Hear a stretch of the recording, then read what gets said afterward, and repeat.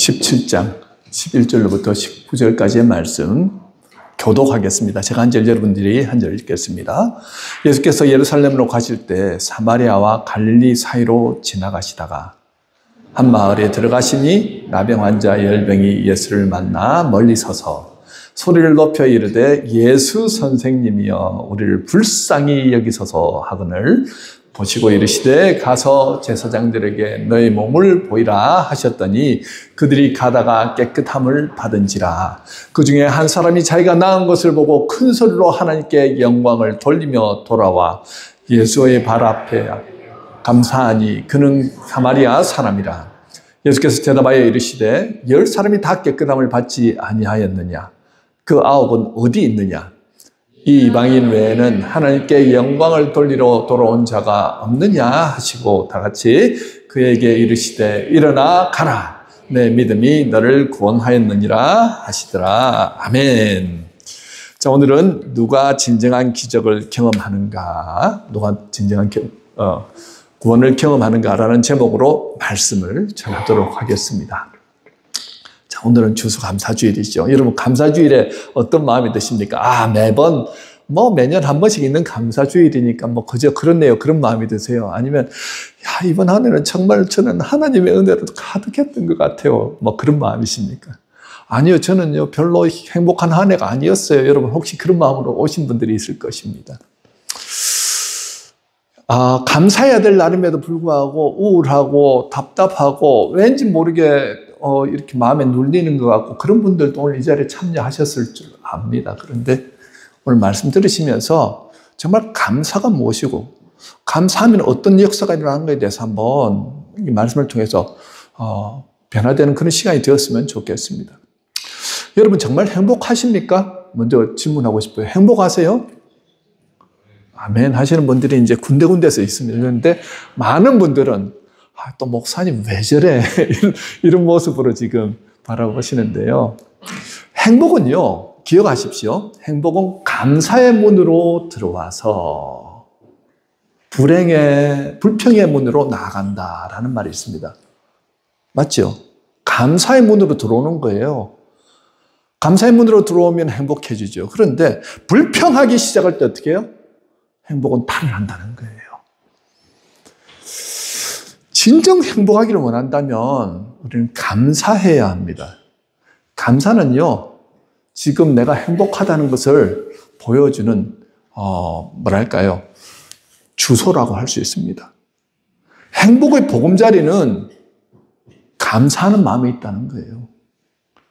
내 안에 감사하는 공간이 있다면 여러분들 행복할 수 있습니다. 행복해서 감사하기보다 감사할 때 행복할 수 있다는 거예요. 무엇부터 선택해야 된다고요? 감사부터 선택해야 된다는 거죠. 목사님 그거 다 알잖아요. 아는데 잘 안 돼요. 라고 말씀하신 분들이 있어요.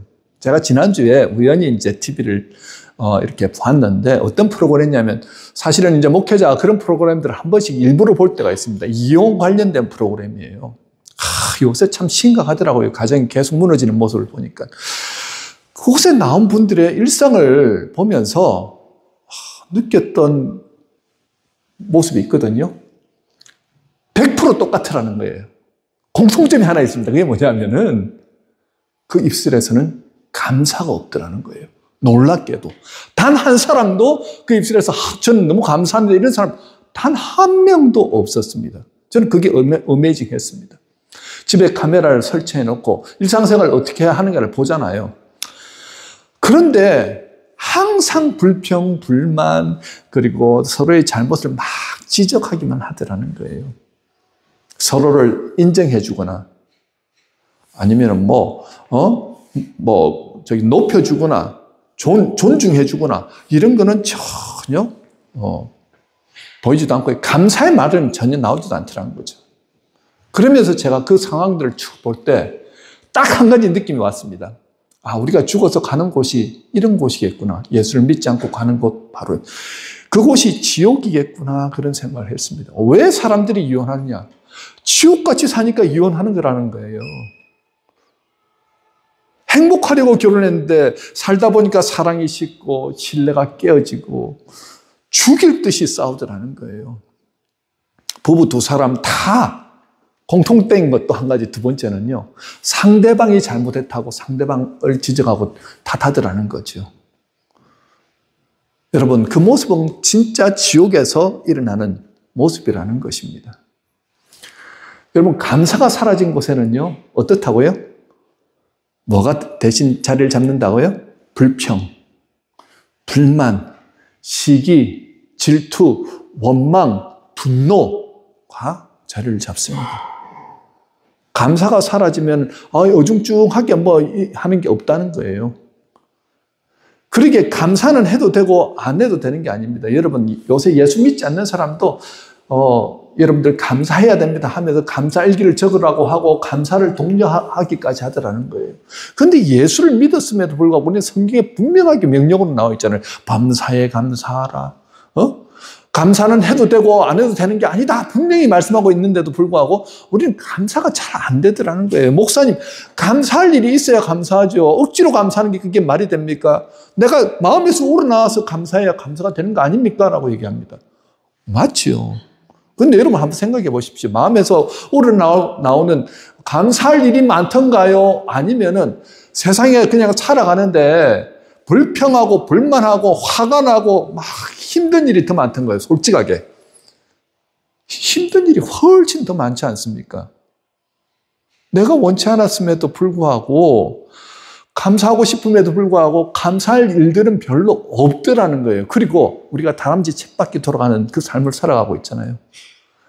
똑같은데 목사님 뭘 또 감사하라고 합니까? 억지로 그렇게 감사한다고 해서 뭐 내 마음에 변화가 있고 내 생활에 변화가 있느냐?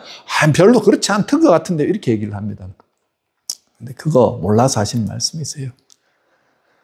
진짜 감사가 하나님 앞에 감사가 드려지잖아요.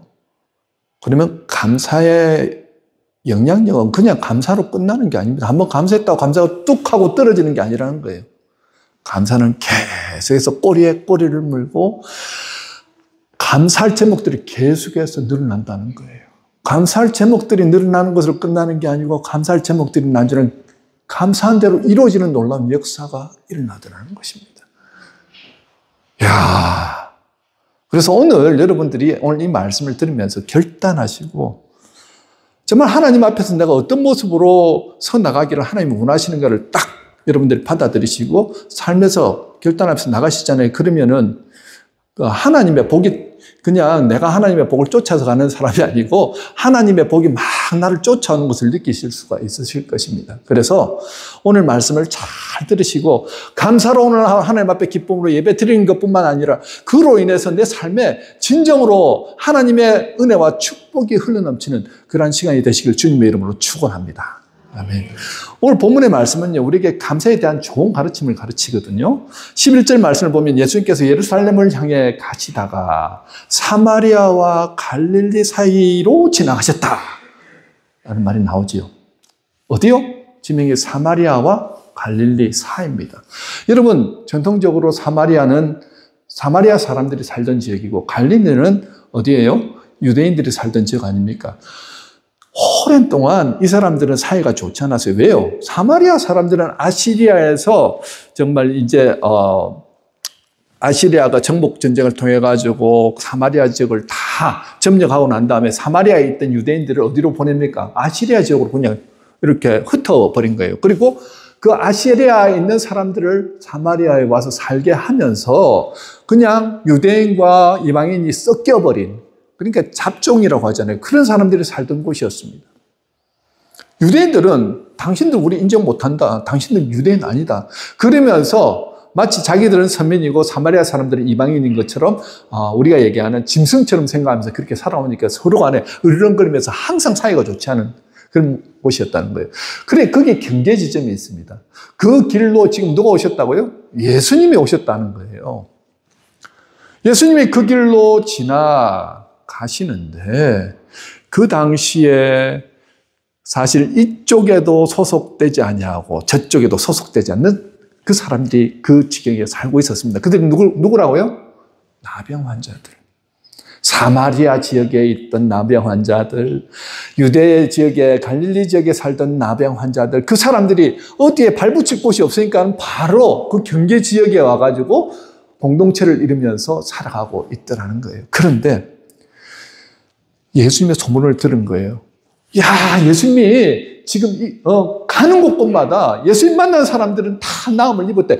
야, 우리처럼 나병 있는 사람도 예수님이 고쳐주셨대. 이 소문이 그들에게까지 들렸습니다. 여러분, 정말 절대 절망의 사람 가운데 사람들은요, 그런 소문, 기가 막힌 소문 잘 듣잖아요. 누가 어떻게 나았다더라 그러면 그 당시에 의술로는 나올 수 없고, 그 당시에 약으로는 나올 수 없고, 어떤 인간적인 수단과 방법으로 나올 수 없는 사람들에게 뭐가 임했다고요? 소문이 들어왔는데 예수님의 소문이 탁 들어온 거예요. 예수님만 만나면 살 소망이 생긴다는 거예요.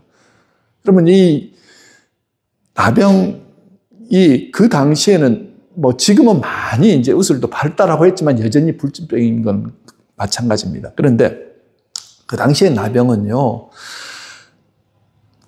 가장 사랑하는 우리 가족들로부터도 버림받아야 돼요. 같이 살 수가 없어요. 떨어져서 혼자서, 그리고 사람들 근처에, 공동체 근처에 갈 때는 나는 부정하다 하고 소리를 지르면서 갔어야 됩니다. 여러분, 내가 지금 길을 지나는데 나병이에요. 그런데 여러분들 속으로 들어갈 땐 부정하다 큰 소리를 해가지고 이 사람들이 다 내가 가는 길을 이렇게 적어도 한 1, 2m는 떨어져 줘야 된다는 거예요. 그러지 않고 내가 그 길로 이렇게 딱 지나가잖아요. 그럼 어떤 역사가 일어나냐? 그 모습을 보고 누군가가 이 사람 나병 환자야! 이러면은 곧바로 돌을 들고 이 사람을 쳐서 죽여도 괜찮았다는 거예요. 왜요? 이 사람 우리 죽이러 들어왔네? 전염되면 곧바로 우리도 이렇게 나병처럼 되니까는 절대 이게 하나님으로부터 버림받은 병, 저주스러운 병, 그런 병을 가지고 보균자를 가진 사람이 우리 공동체 안으로 들어왔다고 그러면 곧바로 돌에 맞아 죽어도 괜찮더라는 거예요. 절대 절망이죠. 살 소망이 없는 사람들입니다. 그런데 예수의 소문을 들었다는 거예요. 그러면서 예수님이 지금 지나가시는 소리를 들은 겁니다. 가까이는 못 가죠. 그러니까 얼마나 큰 소리로 이 10명이 예수여! 예수여! 죄를 불쌍히 여겨주십시오. 예수님, 죄를 불쌍히 여겨주십시오. 외쳤겠습니까? 상상해 보십시오. 그냥 예수님 좀 구해주세요. 저 힘들어요. 이 정도가 아니에요. 아마 목이 터져라고 성대가 결절이 일어날 정도로 피가 날 정도로 우리 참 불쌍히 여겨달라고 도와달라고 아마 그렇게 부르짖었을 것입니다. 그때 예수님 손을 들으셨지요. 그리고 그들에게 말씀하십니다. 자, 이런 나병 환자들이 있는 곳으로 예수님이 가셨다는 걸 뭘 의미할까요? 절대 절망인 상황. 한 점의 빛도 들어갈 수 없는 아주 컴컴한 그런 상황 가운데 주님이 직접 가셨다는 거예요. 모든 사람에게 버림받은 곳, 저주받은 곳, 부정한 곳, 절망스러운 곳으로 일부러 찾아가신 이유는 주님께서 뭘 하시겠다고요? 치유해 주시기 위해서 가셨다는 거예요. 우리 주님은 목적 없이 가신 길이 없으시죠. 그들을 통해서 하나님의 나라와 하나님의 뜻을 알리시기 위해서 그곳으로 가셨다는 것입니다. 기억하십시오. 주님이 가시는 곳에는 살 소망이 생긴다는 거예요. 불치병이었던 그 나병 환자들, 주님 만나니까 여러분 기억하십시오. 10명이 다 나왔습니다. 그리고 주님이 하신 거는 단 한마디밖에 없었어요. 너희들 곧바로 제사장에 가서 너희 몸을 보이라. 이 말밖에 안 했습니다. 한 명 와봐. 내가 안수기도 해줄게. 주여 역사해 주시옵소서 하면서 막 이렇게 안수기도 하신 거 아니에요. 그냥 너희들 가서 뭐하라고요? 제사장에게 내 몸을 보이라. 그 말씀밖에 안 했다는 거예요.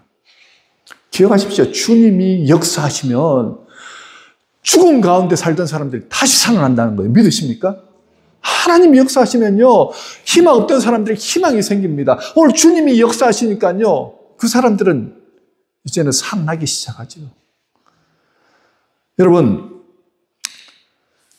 많은 것을 가지고 있으면서도 감사를 잃어버린 채 살아가는 사람들이 너무 많은데 이 나병 환자들은요, 기본적인 것들조차도 없는 상황이었습니다. 우리는 이런 주어진 것들에 감사하는 것 대신에 그것들을 당연히 이길 때가 너무 많지요.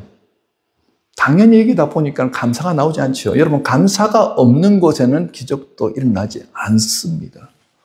그 이유를 나중에 말씀드릴게요. 빙점의 작가인 미우라 아야코가 있는데요. 여러분 아시죠? 한번 얼굴 보실까요? 미우라 아야코와 남편 미우라 미스요가 있습니다. 이 미우라 아야코가 자신의 수필에서 이런 내용을 쓴 거예요. 은혜에 익숙해지는 것은 무서운 것이다. 자기 남편에 대해서 쓴 거예요. 처음에는 병약한 미우라 자신과 결혼해준 남편에 대해서 너무 감사하고 고마웠는데 결혼 생활에 익숙해지니까 지금은 처음에 그 고마움은 사라지고 도리어 화를 내거나 제멋대로 행동하면 버릇없는 자신을 발견해버리고 말았다는 거예요. 처음에는 감동이고 감격이고 너무 감사하고 고마웠는데 시간이 지나가면서 익숙해지니까 어떻게 함부로 대하고 버릇없이 행동하고 당연하다는 듯이 그렇게 말하는 자기를 발견하게 됐다는 것입니다. 뭐가 사라졌다고요? 익숙해지니까 감사가 사라졌다는 거예요. 감사가 사라지니까 무엇이 들어왔다고요? 불평이 들어오더라는 거예요. 여러분 기억하십시오. 여러분 입술 속에서 불평이 막 나오잖아요. 투덜투덜거리고 불평하고. 지금 상황과 환경은 다 힘들어요. 가만히 놔두면은 불평할 수밖에 없는 상황이에요. 맞죠? 그런데 그렇게 생각하시면 안 되고요. 내 입술에서 감사가 사라지고 난 다음부터는 그 마음 가운데 불평이 들어와서 내가 지옥을 경험하고 있더라. 그 지옥은 나 혼자 경험하는 것이 아니고 나와 가장 사랑한, 나와 함께 살아간 모든 사람들에게 영향을 미치더라는 것을 꼭 기억하십시오. 불평이 들어오니까 행복이 사라집니다. 불평이 들어오니까요, 마음이 우울해지고 답답해집니다. 왜 그러냐면요, 우리 인생이 그렇게 지금 하나님께서 말씀을 통해서 이렇게 말씀하시는 거예요. 로마서에서 아담과 이브의 원죄가 모든 것을 받았음에도 감사하지 않고 영광 돌리지 않는 것에서부터 시작되었다고 그렇게 기록하고 있습니다. 우리 말씀을 볼까요? 로마서 1장 21절 함께 읽겠습니다. 시작. 하나님을 알되 하나님을 영화롭게도 아니하며 감사하지도 아니하고 오히려 그 생각이 허망하여지며 미련한 마음이 어두워졌나니. 자, 너무나도 많은 것을 받았음에도 불구하고 익숙해졌다는 거예요. 그래서 은혜를 알지 못하고 하나님께 감사한 마음을 잊어버리면 그 다음부터는 마음에 생각이 허망해지고 미련한 사람이 되어서 그 마음을 채우기 위해서 죄된 것들을 가까이 하게 되고 죄된 것들을 가까이 하다 보니까 계속해서 투덜투덜 원망하고 불평하고 불만하고 막 그런 모습이 흘러나오더라는 거죠. 프란시스 셰퍼 목사님도 그런 말씀하셨어요. 사람들이 하나님에 대한 반역을 저지르기 시작한 것은 감사를 잃어버린 후부터라고 그렇게 말씀했습니다. 여러분, 한마디로 인간 고난의 근본적 원인이자 죄악의 쓴뿌리는 무엇으로부터 시작됐다고요? 감사하지 않는 마음에서부터 시작되었다는 거예요. 여러분, 이거 심각하게 바라보셔야 됩니다. 감사하지 않는 마음에서부터 우리 로마서 1장 29절 31절 한번 볼까요? 시작. 곧 모든 불의, 추악, 탐욕, 악의가 가득한 자요. 시기, 살인, 분쟁, 사기, 악독이 가득한 자요. 수군수군하는 자요. 비박하는 자요. 하나님께서 미워하시는 자요. 능욕하는 자요. 교만한 자요. 자랑하는 자요. 악을 도모하는 자요. 부모를 거역하는 자요. 우매한 자요. 배약한 자요. 무정한 자요. 무자비한 자라. 무엇이 사라지면서부터 이게 들어왔다고요?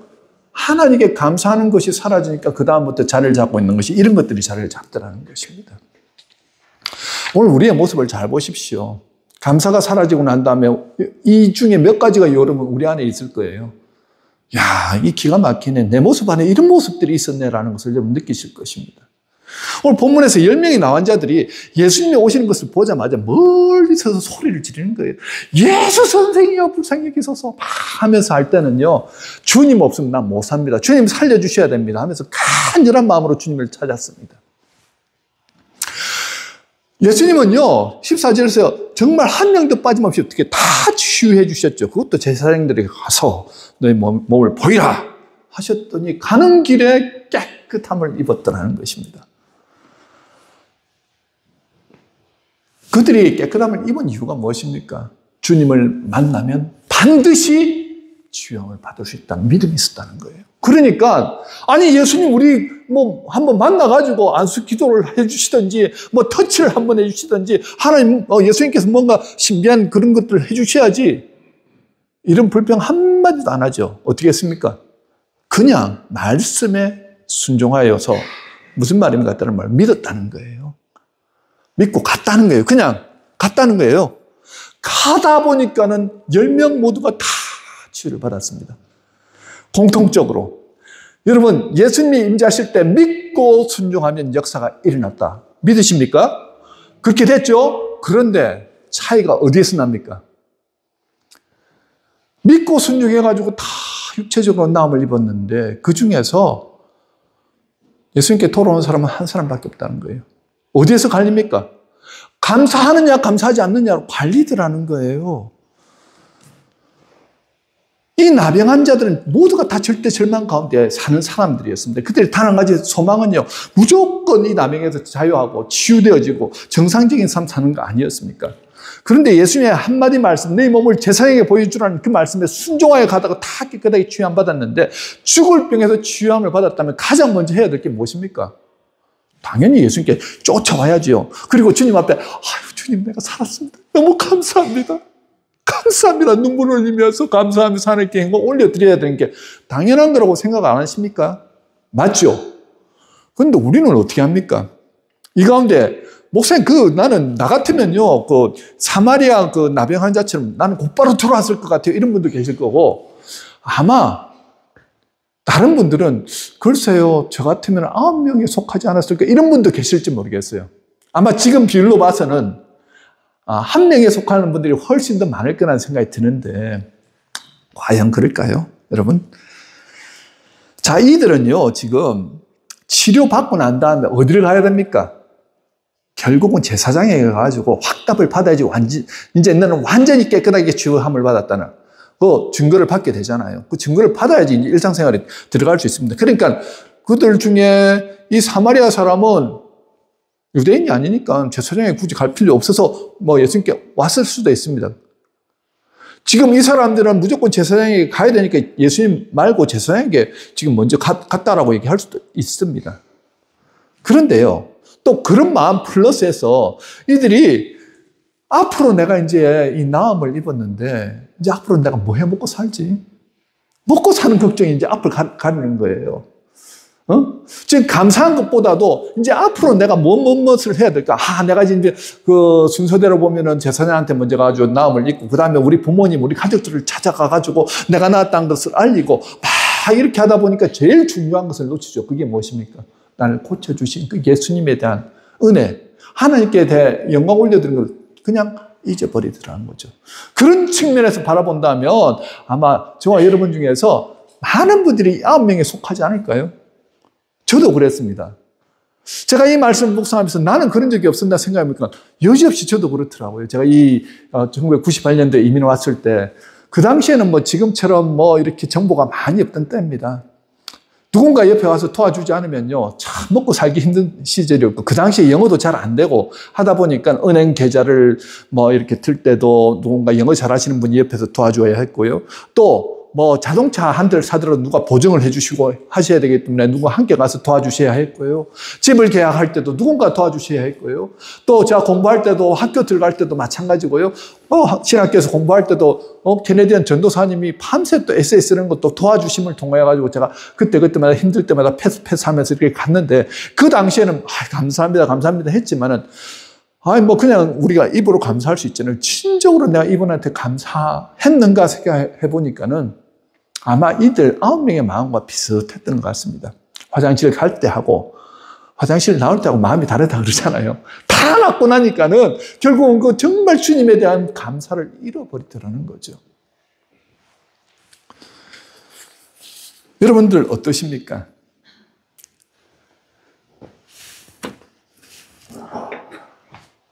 아마 이렇게 생각하실 분도 있을 겁니다, 아마. 목사님, 제가 정말 나병 환자같이, 기적적으로 병에서 나음을 입었다든지, 정말 사업체가 다 망해가지고, 어떻게 살 방법이 없었는데, 정말 하나님께서 역사하셨다고 밖에 할 수 없는 그런 놀라운 기적을 내가 경험해갖고 사업체가 일어났다든지, 그럴 것 같으면 저도 첫 번째 사람처럼 먼저 하나님 앞에 나가가지고 내가 감사함으로 하나님께 영광 올려드리고, 네, 정말 주님을 위해서만 살겠습니다. 아마 그렇게 할 것 같아요. 여러분, 과연 그럴까요? 물론 그럴 수도 있습니다. 그런데요, 지금 여러분들의 상황 한번 보십시오. 나병에서 구원받은 것도 대단한 거지만요, 저와 여러분이 하나님의 사람이 되었다는 거, 죽었던 저와 여러분이 예수를 알게 됐고 믿게 됐고 하나님의 사람으로 구원받아서 영생을 얻고 살아갈 수 있게 됐다는 거, 여러분, 이것과 나병으로 그냥 나와서 이 땅 가운데서 자유를 입고 사는 것과는 비교가 될 수 없는 것입니다. 예수를 믿음으로 구원받았다는 그 한 가지 사실만으로도 우리는 가만히 있을 수 없지요.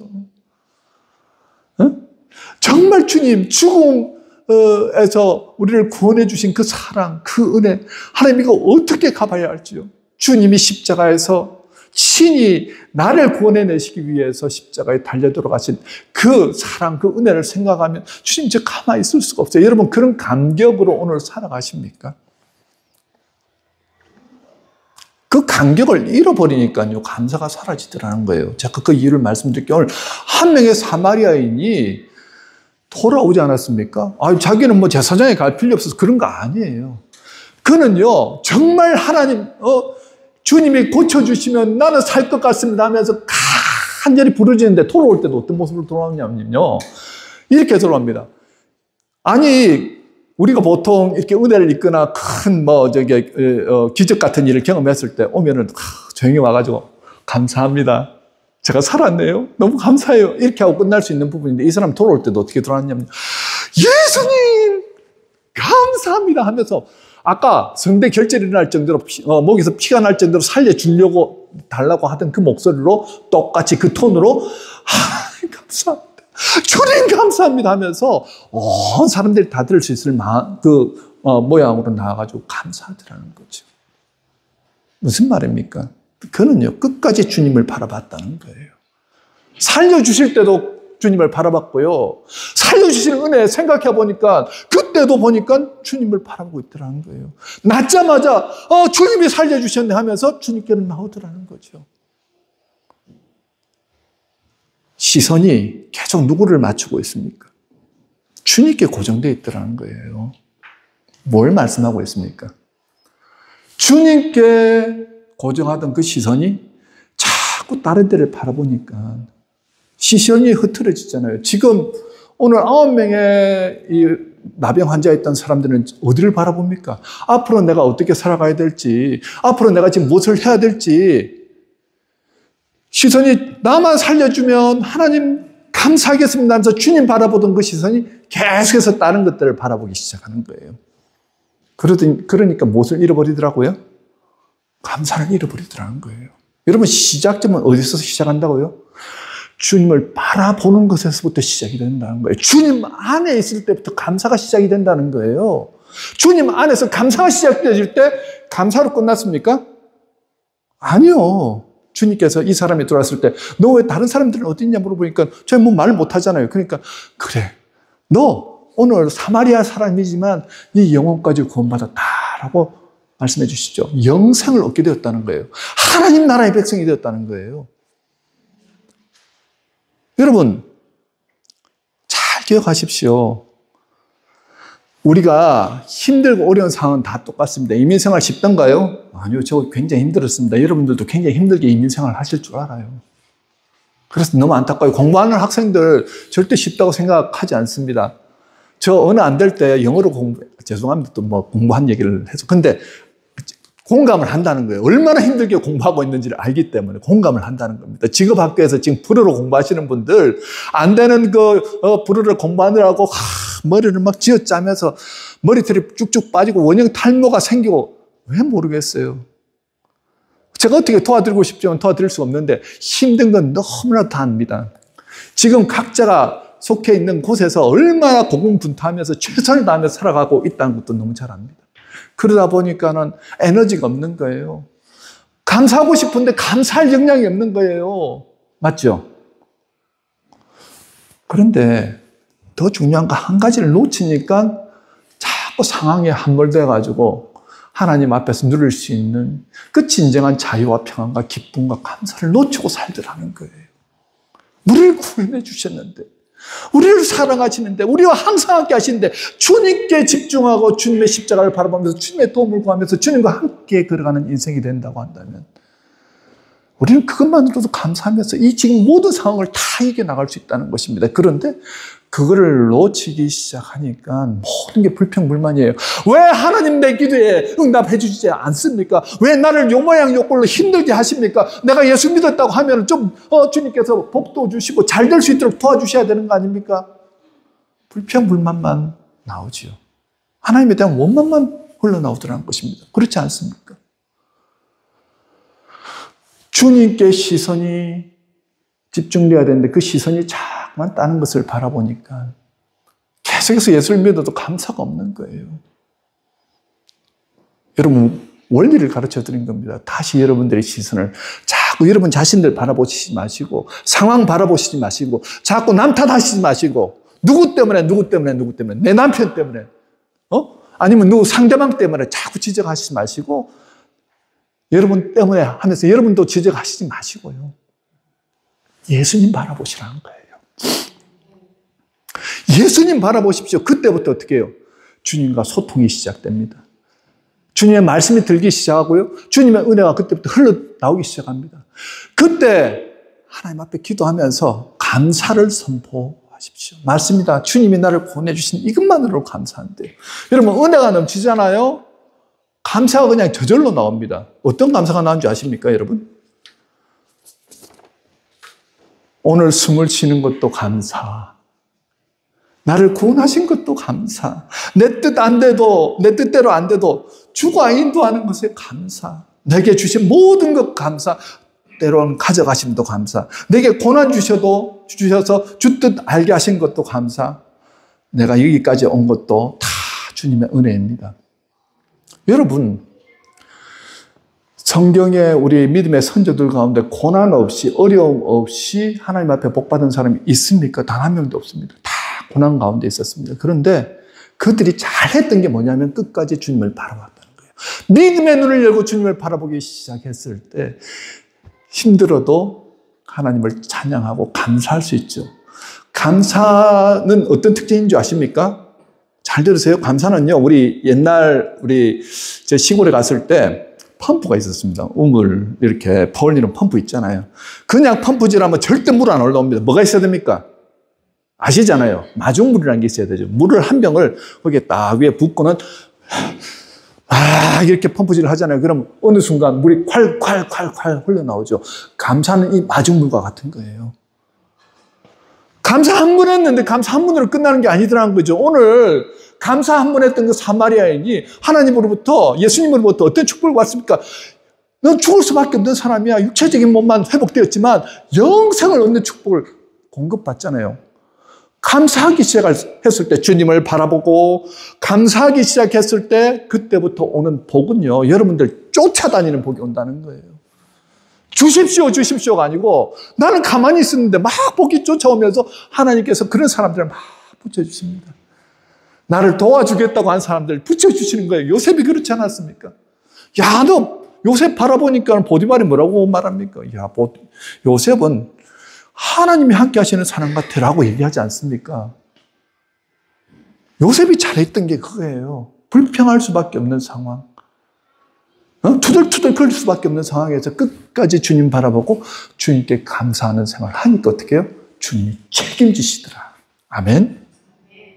여러분이 추수감사주일에 형식적인 감사하자는 게 아닙니다. 원리를 가르쳐 드린 거죠. 감사를 하잖아요. 마중물처럼 한번 했던 감사 때문에 계속해서 하나님께서 그 감사할 일들을 계속해서 더해 주시더라는 것입니다. 차고 넘치는 감사가 자꾸 생기고 그것이 앞으로 하나님의 복으로 나옴을 통하여서 우리가 이 땅에서 진짜 감사하고 찬양한 삶으로 변화되더라는 거죠. 어느 한 가정에 신혼초부터 10년이 지나도록 하루도 빠짐없이 고주망태가 되어 돌아온 남편이 있었습니다. 여러분 상상해 보십시오. 술꾼 남편하고 결혼하려고 살라고 결혼한 분 한 분도 없잖아요. 그런데 이 사람은 술을 너무 좋아하는 거예요. 집에 술 마시고 매일매일 새벽 1시, 2시에 돌아오는 거예요.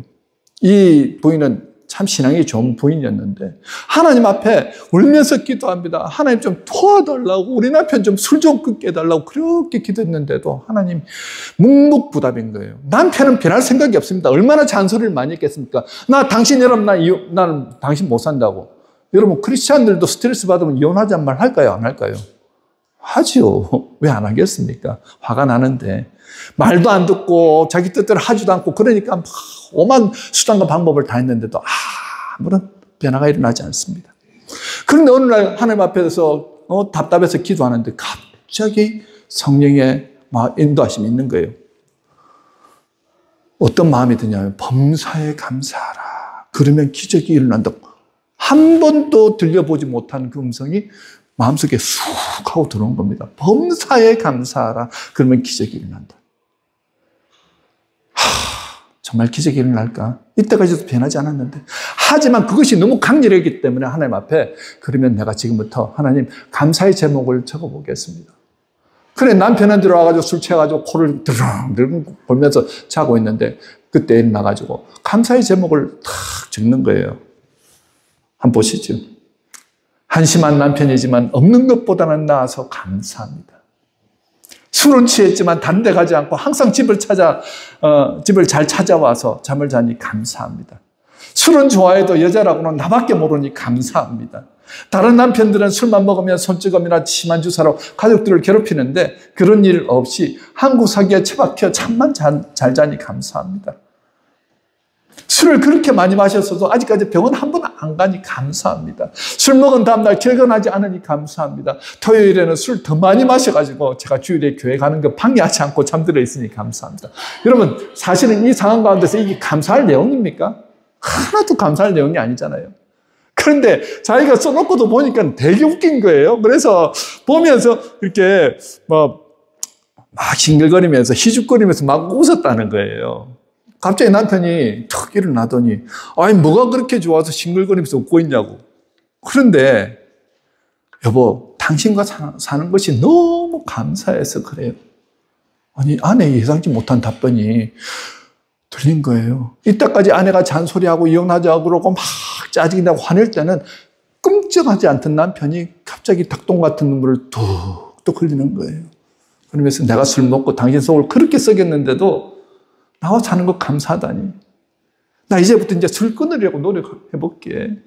그리고 당신 소원대로 내일부터 당장 교회 따라 나갈게. 그러더라는 거예요. 아무리 10년 동안 잔소리하고 막 화를 내고 짜증내고 해도 전혀 듣지 않던 남편이 감사했더니 하나님께서 역사하심을 통하여 남편을 변화시키더라는 거죠. 여러분 감사는 명령입니다. 하면 좋고 안 하면 좀 아쉬운 그런 선택사항이 아니더라는 거예요. 우리 모두는 이 세상에서 행복을 추구하며 살아가도록 부름받았습니다. 그러나 행복은요 소유의 크기에 달려있지 않고 감사의 크기에 달려있다는 것도 꼭 기억하십시오. 행복해서 감사한 것이 아니라 감사하는 삶을 살다 보니까 행복이 찾아오더라는 것입니다. 여러분 오늘 추수감사절입니다. 이 한 해 여러분들에게 베풀어 주신 그 감사한 내용, 아까 우리 부인이 적었던 것 같은 감사할 게 전혀 없습니다라고 하지 마시고요. 좀 우습더라도 그런 것들도 괜찮습니다. 한번 꼼꼼히 한번 오늘 집에 가셔서 써보십시오. 그 진짜 하나님 앞에 감사를 올려드려 보십시오. 그러면 여러분 안에 주의 빛이 임하기 시작할 것입니다. 살 소망이 생길 것입니다. 다시 일어날 수 있도록 주님께서 역사하실 것입니다. 하나님의 복이 그때부터 여러분들을 따라다니면서 놀랍게 역사하실 것입니다. 이렇게 믿음으로 승리하신 저와 여러분 되시길 주님의 이름으로 축원합니다.